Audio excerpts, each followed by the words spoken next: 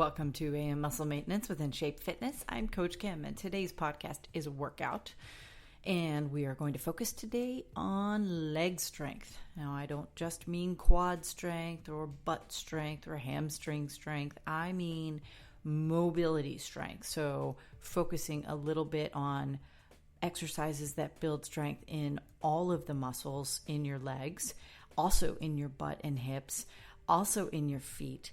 And finally, it's still 20 minutes and no equipment is needed, but we're also going to focus on exercises that build strength and the balance of strength between the right leg and the left leg. So let's get started with a postural systems check. Stand up really tall or sit up really tall, but you will need to stand eventually.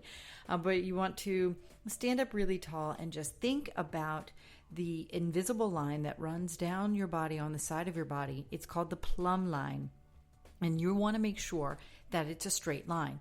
The bend in that line, whether it's through a head, sort of forward position of your head, which is a condition that is a result of typing. I'm actually kind of doing it right now because I'm speaking through a microphone. I want to make sure I'm close enough to the microphone.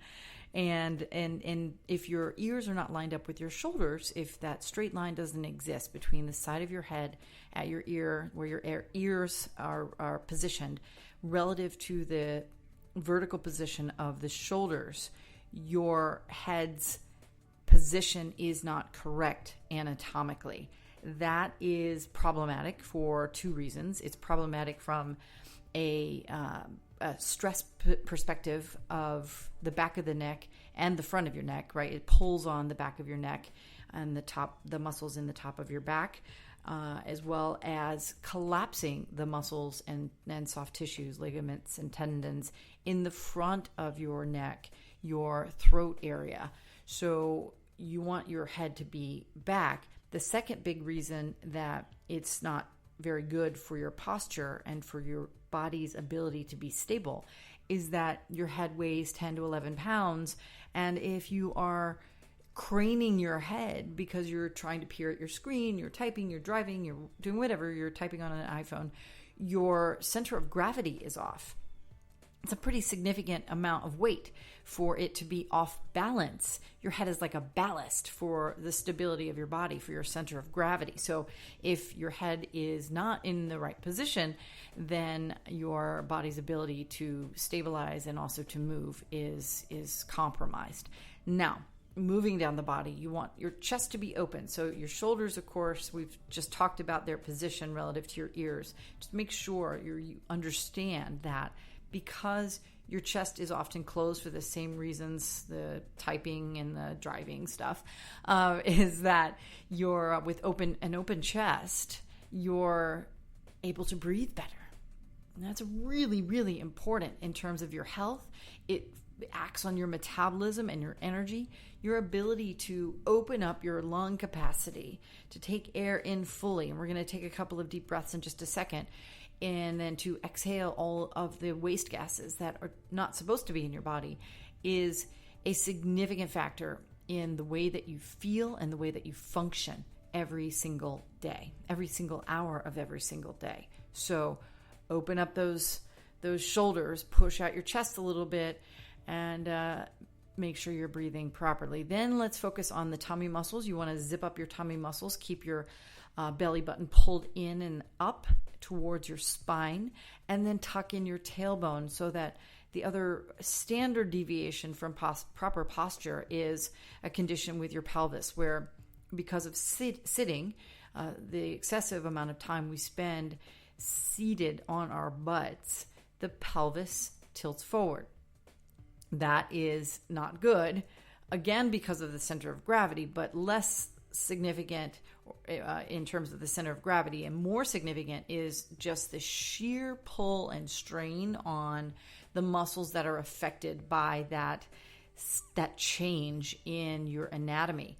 By sitting all day, by tilting the pelvis for extended periods of time, you weaken and tighten the hip flexors and the muscles that reside on the side of the body. There's the stasis, for example, with the IT band, that big tendon that exists that runs down the length of the sides of the outside of the body is a condition that also has to do with the way that we sit all day, the significant amount of time we spend on our butts all day. But when it comes to your ability to move, you have less, your function is diminished as a result of that deviation from proper posture.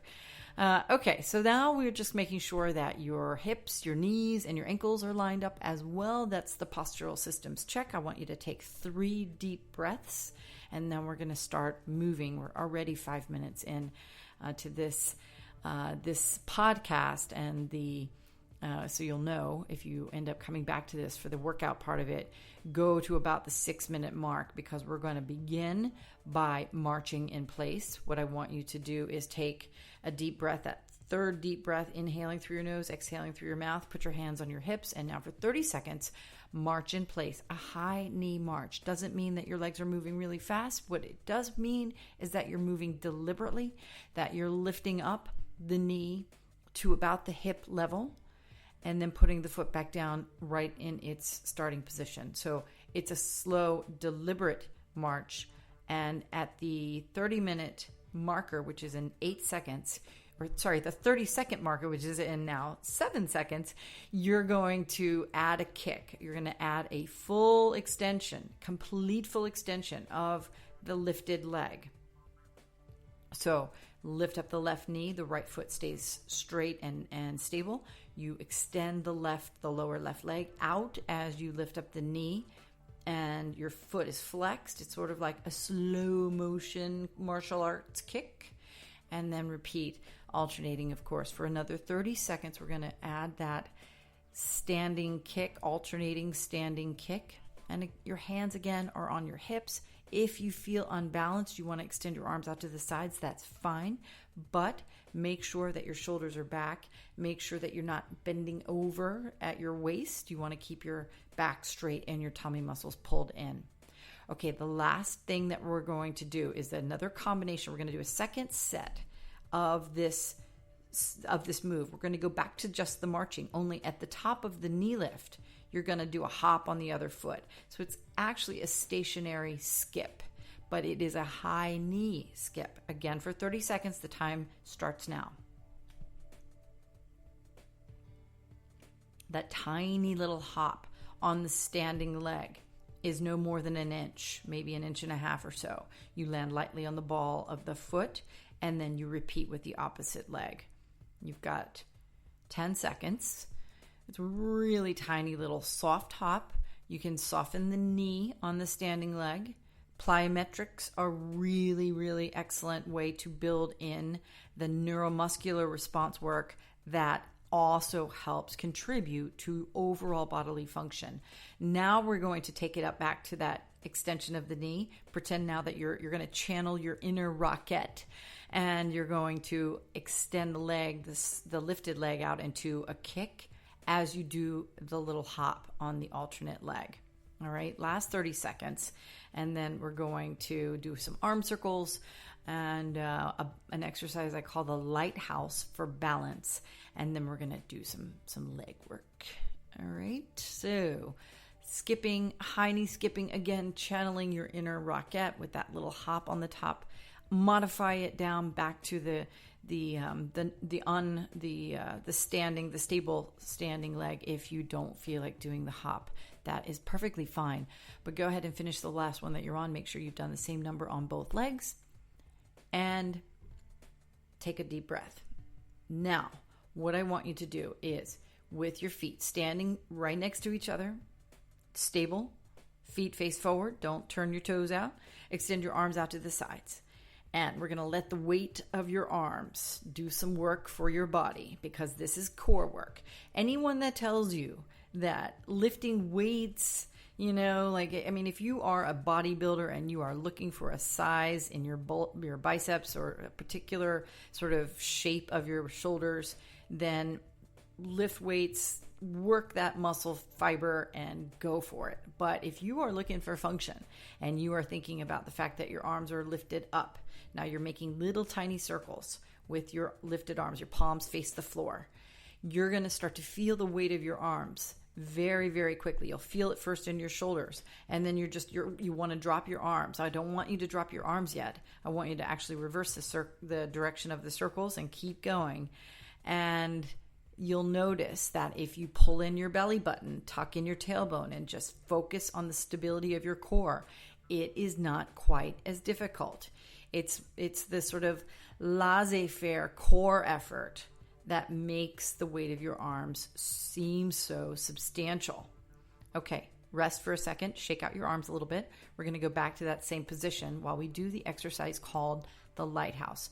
But again, just keep in mind, your arms weigh 5 to maybe 10 pounds depending on your body weight, and you're going to feel fatigued with your arms extended out to the sides because that's where they're going again. Palms face the floor again. Now I want you to position your feet for the lighthouse in a heel to toe position or almost heel to toe position so that you are off balance with your entire body. Okay, we're disrupting your center of gravity now because we're going to do something called the lighthouse, which is an exercise that activates your vestibular system, which is your equilibrium of the inner ear.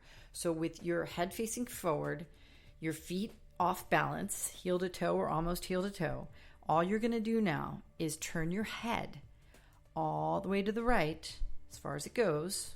Of course, if you have range of motion issues, it might not go all the way to the position 90 degrees where you could look down the length of your arm, but you want to take sort of mental note of how much range you have, because you should be able to turn your head all the way to the right and then all the way to the left. And you're going to feel off balance. You'll feel heat rising in your lower legs and in your feet because you're having to stabilize. The great thing about your vestibular system activating is that it reinforces or triggers the reinforcement of oxygenated blood and tissue generation or tissue activation in those lower leg and toes and ankle muscles. All those tiny little muscles that if you start your workouts, by the way, with, jumping on the treadmill or jumping on a bicycle where you're exercising those big quad muscles, big butt muscles first, the freshly oxygenated blood is going to go to the big muscles that need it the most. And the little guys, the helpers, sort of really, really small, like physically small muscles that exist on the in the small parts of your body, the limbs, your toes, your feet, your ankles, small muscles that are on the sides of your body. Same with your fingers and your lower arms. Those are the muscles that are last to get that fresh oxygenated blood. But this exercise that circumvents that plan. So switch your feet now so that you have the other foot in the front. And let's continue with the lighthouse. Of course, your arms are heavy. You want to drop them. If you let them rest, bring them back up to do the other side. And that is the lighthouse. It is one of my favorite balance exercises. It's also one of my favorite exercises to do before a big sort of effort, overall exercise effort, or particularly like a bicycle ride or a run or something, because it helps distribute blood flow in a way that, even some of the other stuff we're getting ready to do, some squats and hip bridges and stuff like that, they also warm up your body. But the smallest of the small muscles is definitely getting a hit with the lighthouse that you don't get otherwise. Okay, now let's do a standard squat. Get your heart rate up a little bit, work with gravity. So interacting with gravity is a component of all of the functional routines that I take people through and guide people to understand well, to execute well, and to make a part of regular life, because gravity is a physical force that you have to deal with as you get older in terms of looking at wrinkles on your face. It's not something we like, but gravity is something that our body needs, metabolically speaking, at a cellular level. Gravity is positively acting on our bodies. And when we interact with it, it helps foster the internal processes that are the fundamental building blocks of a healthy metabolic existence. So you wanted to get up and get down and get up in your daily life. And if you're just sitting around all day, you're basically creating an anti-gravity condition, like life on the moon, on your couch. You don't want that. So when you stand with your feet hip width apart, you sit back and down into an imaginary chair, 20, 25 squats, however many you can do in the next 45 seconds, go for it. Just make sure. There are a couple of things you really want to make sure you think about, and go back to this marker we're at 15 minutes here, 15:40 actually at this point, but go back to this marker again and again if you need to have these reminders. Your knees don't go past the tips of your toes in a standard squat where you are sitting in an imaginary chair. That means that your knees and your hips are in a horizontal relationship with one another. Your hips don't sink below your knees. Okay, that's one thing. The other thing is that your toes do not turn out. You don't want your toes to turn out because you're not working the right muscles, or the right ratio of muscular effort is not achieved. And so your feet should be parallel with one another. That is harder because it forces the inner thighs and the outer thighs and the back of your legs to activate and be a part of this executed move. If your toes are turned out, you're basically doing all the work with your quads and your back. Okay, you don't want to do that. The other thing you want to make sure is that your body is straight. And you can lift your arms up over your head to make it harder for yourself, but this is another really great way to sort of force your trunk to be in the right position. If you lift up your arms above your head, your trunk really wants to lean forward, but again, without arching your back, because you don't want to arch your back. You make sure that your back is straight, your tummy muscles are pulled in order to execute that squat properly. Okay. Those are squats. If you can execute really, really good squats and do them over a period of a minute or so, that's great. That is very good. All right. Now I want you to get down on the floor because I want you to rest your body into a quadruped position, otherwise known as all fours. So your hands are on the floor and the wrists and the shoulders make a straight line. Then your knees are on the floor and your knees and your hips make a straight line. Wrists, shoulders, knees, hips, quadruped, four-legged animal. All right, drop your head like a bowling ball, round up your spine like a scared cat, stretching out your spine. Now, what does this have to do with leg strength? You're going to see in just a moment, because we're going to do some mountain climbers, or we'll sort of reduce the effort to make them mountain hikers. Or mountain walkers, and execute them a little bit slower. Now lift your head and your chest and contract the lower back into the camel. This is just a little bit of a quick stretch of the back before we get started. Okay, so the other thing to be mindful of is to make sure that you splay your fingers and distribute your body weight on your hands through your palm and your fingertips. Don't mash the heel of your hand into your floor, your surface. Okay, so now you're going to lift up off of your knees. You're resting on your toes. This is a plank. This is a plank on your hands. It's otherwise known as a high plank or push-up starting position. We're not going to do push-ups, but we are going to do mountain climbers, as I said, for 30 seconds. Your time is going now. I want you to move your legs, scissoring your knees in and out, alternating your feet forward and back, keeping your butt down. Very, very important that when you're moving, you don't lift your butt so that there's a bend at your hip flexors, at your pelvis. You want to make sure that you keep your butt down in order to make sure that your tummy muscles are activated. That is the reason why push-ups, mountain climbers, and burpees are so effective as a core workout. They do lots of other things as well, but they are essentially a workout for your core. Okay, rest for a second on all fours or in child's pose if you like. We're going to do this as we did with the other exercises. We're kind of doing everything twice here so that we can do it a little bit harder the second time around. Now, with the second time around, if you were a walker and you can try to do a little bit of a faster movement, that would be great. If you are were already doing the running mountain climbers where you're scissoring your legs moving both legs at the same time, what I want you to do is a cross body. So the left knee goes towards the right shoulder. The right knee goes towards the left shoulder. Another 30 seconds. Go ahead and get started. Your time is going now. Again, remember to keep your butt down.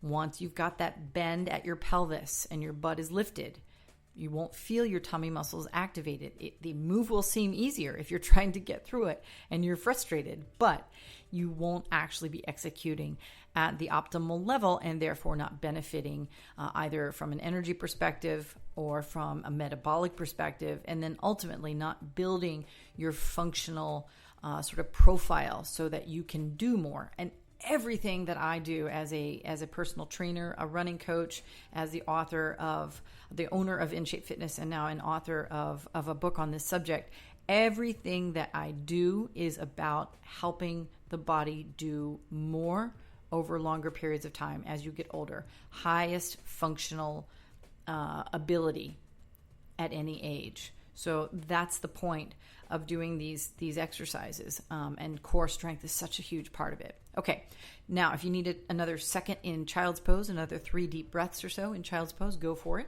We're going to turn over and lift into hip bridge. I know. It's funny. I often sound like a broken record, number one, and I use the same exercises most of the time, but at different ability levels, in different combinations, and at different frequency levels in order to keep things fresh and to make sure that we have a mission. And the goal is pretty simple: for you to be able to enjoy your life without added weight that causes pain and suffering, without medical interventions that prevent you from being able to do the things that you want to do. So turn your body over and lie down with your palms facing down, and then bend your knees, put your feet on the floor. Again, make sure that your feet are straight. I am a broken record here. Don't turn your toes out, but make sure your heels are close enough to your butt so that when you lift your hips up, your knees and your ankles again make a straight line. Okay, this is the hip bridge. I love it. I love it. If you've been listening to my podcasts over the years, you know that I spend a lot of workout time in this position. There's so many variations of hip bridge that are just quintessential to the different functional parameters that I use over and over and over again with podcasts and with workouts that I do with people in person. So you're in the position. You want to keep your toes down. These are the things that you got to remember here. Aside from making sure your feet are straight, that your toes don't turn out, you also want to make sure that your feet are flat, that you don't mash the heels into the floor. Because if you lift up your toes, here again, just like with that squat position where you're not executing a squat properly, you're going to put more pressure on your quads and your lower back. Same exact result. If you lift up your toes in hip bridge, you put more pressure, more load on the quads and your lower back. With your toes down, you use the hamstrings and your butt more, and that is obviously important. We want to distribute the loads, make sure the effort is a teamwork approach for the body, because your quads, they'll do what they need to do. You've got developed quads, even if you don't realize it or don't think that they're sculpted to a great degree or have too much fat on them. But the muscles will pick up the banter and the mantle and do the work. I call them the bully muscle group of the body, in fact. But you don't want that to happen. Same with lower back issues. We don't want the lower back to take on more work. It's already got enough problems as it is. Okay, so in hip bridge, you can do lots of different variations. One thing I want you to try to do, because I mentioned this earlier, is the difference between the strength of the left leg and the strength of the right leg. I want us to focus a little bit on that concept, because if you're right-handed, you have a weak left leg. If you're left-handed, you have other issues. But if you're right-handed, you have a weak left leg. That means I want you first to lift up the left leg and do single leg dips with your right leg only. So you lower the hips down, lift up the leg, lift up the hips again, and keeping the right foot flat on the floor. Do, 8, 10 of these. We're going to finish up this podcast in just a couple of minutes here. But I want you to just try a couple of these. You exhale as you lift up, you inhale as you lower back down. Now, let's switch legs. The left foot goes on the floor, and make sure the toes don't turn out. Make sure that the toes stay down, the foot is flat, and then lift up the right leg. And do the same number of dips with just the left leg. And think about how it feels. Is it harder? If it's the same exact effort and it's really easy, okay, great. But for most people, and I've been doing this work now for 12 years, you're not going to feel that the same amount of effort on both sides. Most people, even left-handed people, they have a different level of strength on the right leg versus the left leg. And the hamstrings are weak muscles for our seated lifestyle human bodies, because like the hip flexors being sort of weakened and tightened by the seated position that causes that tilt of the pelvis, we've also deactivated the butt and the hamstrings because we don't use them anymore. So the last exercise that we're going to do is back up on your feet. So stand back up, shake out the shoulders. All right, now we're going to do a couple of lunges.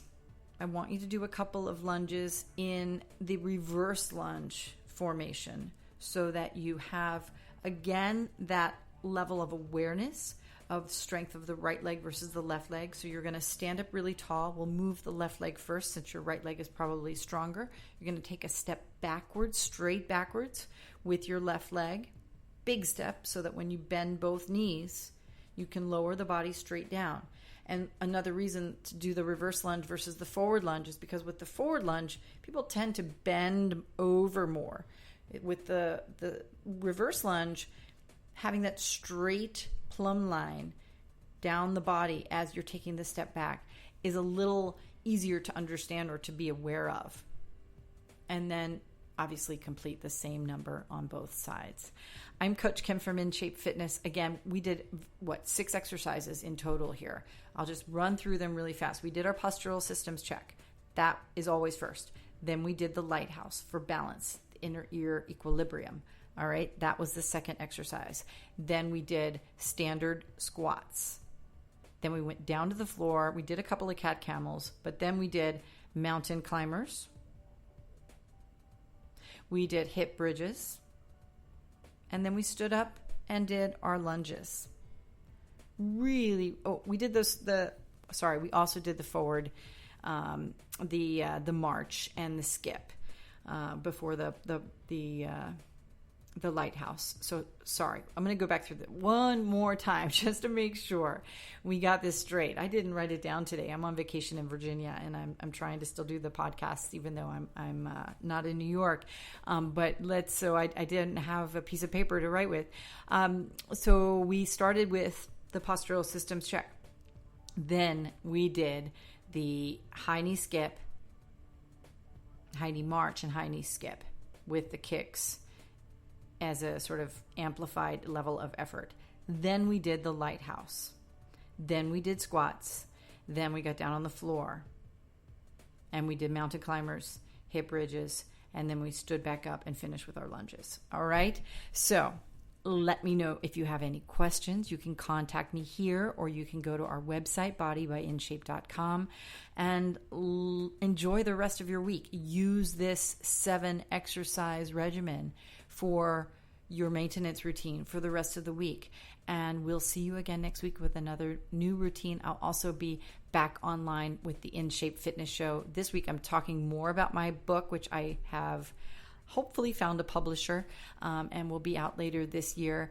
It's called Darwin on the Treadmill, and I'm going to be talking about the treadmill and the environmental impact of the modern fitness industry. Have a great day.